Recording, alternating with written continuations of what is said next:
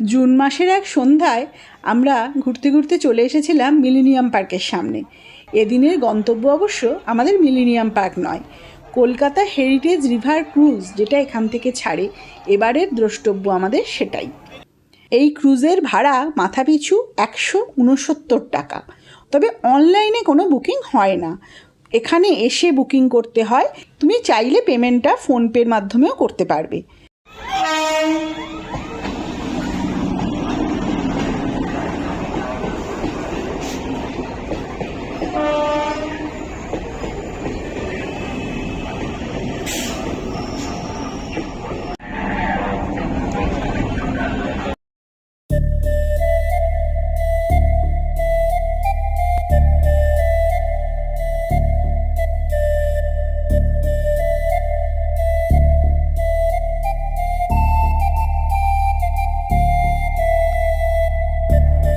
এই ক্রুজ সফরটা 1 ঘন্টা 30 মিনিটের হয়।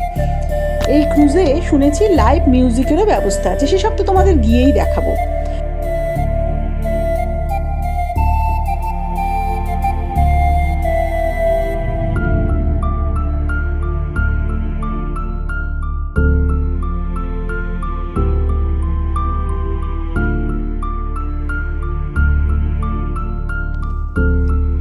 আমরা এবার লাইন দিয়ে ক্রুজের ভেতর ঢুকছি। প্রথমে ভেবেই রাখলাম আমরা ওপর তলার ডেকে বসবো, এটা তো দোতলা ক্রুজ, নিচের তলায় না বসে দোতলায় বসবো। দোতলার ডেকেই কিন্তু লাইভ মিউজিকের ব্যবস্থা আছে।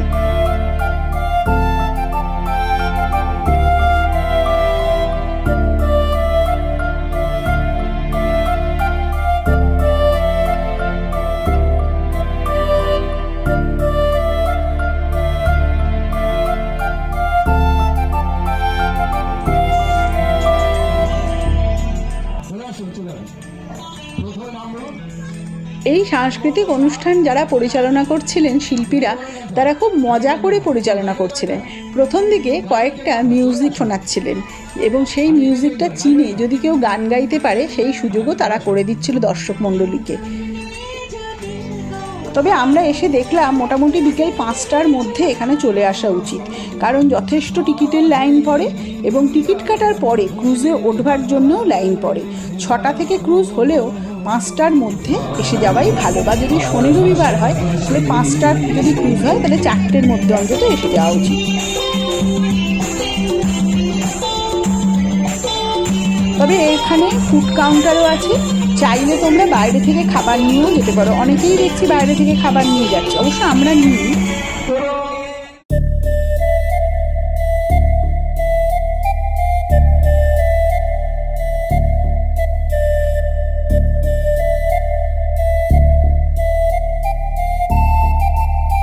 এখন আমরা হাওড়া ব্রিজের তলা দিয়ে যাচ্ছি।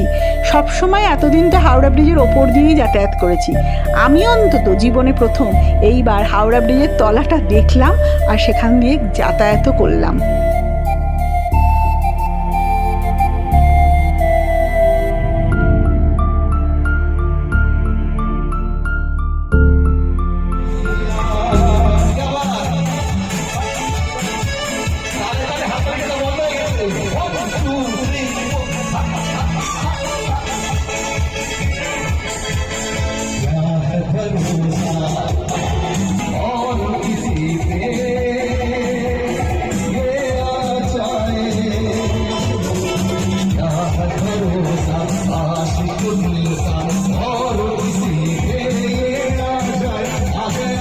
কিছুক্ষণ পর তো গানের তালে তালে সবাই নাচতেও শুরু করে দিল। খুব প্রাণ খোলা আনন্দ হচ্ছিল। অবশ্য আমরা নাচিনি, সেটা আমাদের অসম্পূর্ণতা, কিন্তু যারা নাচছিল তাদের দেখে আমাদের খুবই ভালো লাগছিল।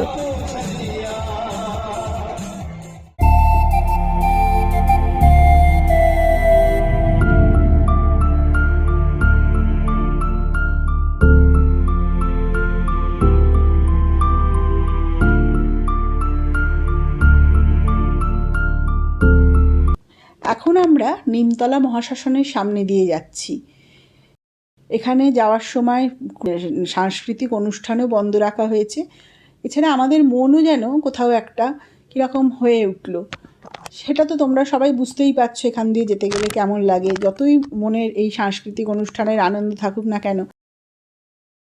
সাংস্কৃতিক অনুষ্ঠান যেমন আনন্দ দিচ্ছিল, তেমনি গঙ্গাবক্ষে জলরাশির ওপর ভেসে বেড়ানো এটাও একটা মনের আলাদা আনন্দ আনছিল। আমার তো খুবই ভালো লাগছিল গঙ্গার হাওয়া খেতে খেতে এরকম জলের ওপর ভেসে বেড়ানো।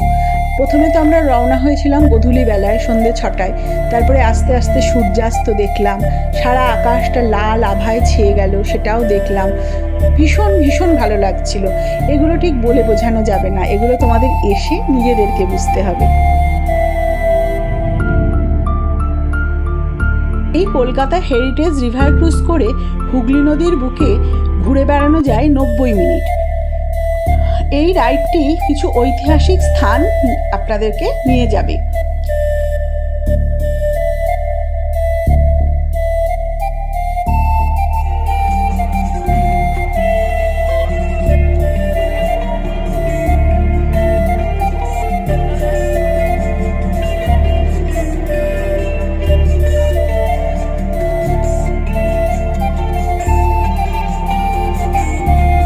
রানা নিচের ডেকে যাচ্ছে।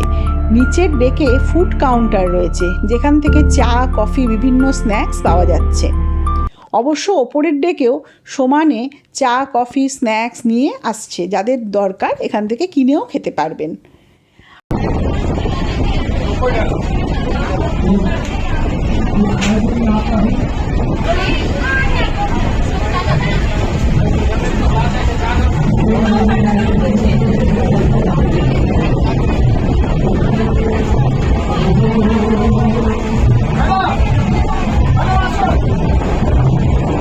আমাদের পেটের খিদে এইভাবে মিটছে যেমন, তেমনি মনের খিদেও মিটছে এই লাইভ মিউজিকের মাধ্যমে। খুব সুন্দর ব্যবস্থাপনা, সময় যে কীভাবে কেটে যাবে বুঝতেই পারবেন না।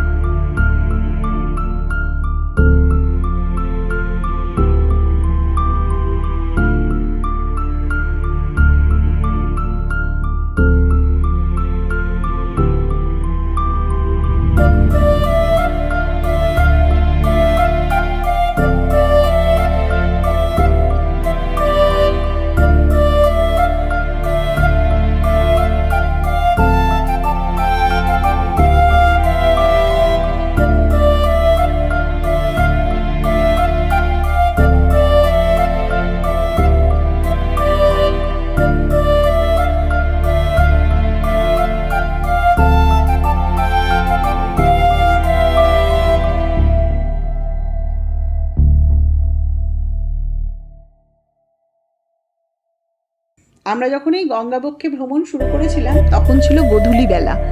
আস্তে আস্তে সূর্যাস্ত দেখলাম, সারা আকাশটা লাল আভায় ছেয়ে গেল। খুব ভালো লাগছিল গঙ্গার জলে ভেসে ভেসে এইসব দৃশ্য দেখতে। ক্রুজটি মিলেনিয়াম পার্ক জেটি থেকে যাত্রা শুরু করে যায় আইরি টলার দিকে। হাওড়া শালকিয়া শেঠ বংশীধর জালান স্মৃতি মন্দির, যেটা নতুন মন্দির নামে পরিচিত, সেখান থেকে ঘুরে আবার ইউটার্ন নিয়ে চলে আসে বিদ্যাসাগর সেতুর কাছে। তারপর ওখান থেকে ডাইরেক্ট ফিরে আসে স্টার্ট পয়েন্ট মানে মিলেনিয়াম পার্ক জেটিতে। এর মাঝখানে বিভিন্ন দ্রষ্টব্য জায়গা দেখানো হয়। যেমন এই ঐতিহাসিক স্থানগুলোর মধ্যে যেটা কভার করছি সেগুলো হচ্ছে হাওড়া স্টেশন, হাওড়া ব্রিজ, বিদ্যাসাগর সেতু, ইডেন গার্ডেন, আইরিটলা শেঠ বংশীধর জালান স্মৃতি মন্দির ও আরও বিশেষ কিছু স্থান। হ্যাঁ, আর একটা বিশেষ জিনিস আমরা দেখেছি, যেটা হচ্ছে গঙ্গারতি, যেটা আমি তো অন্তত এই প্রথম দেখলাম। এই গঙ্গারতি দেখার সৌভাগ্য আমাদের এই ভ্রমণের মধ্যেই হয়ে গেল।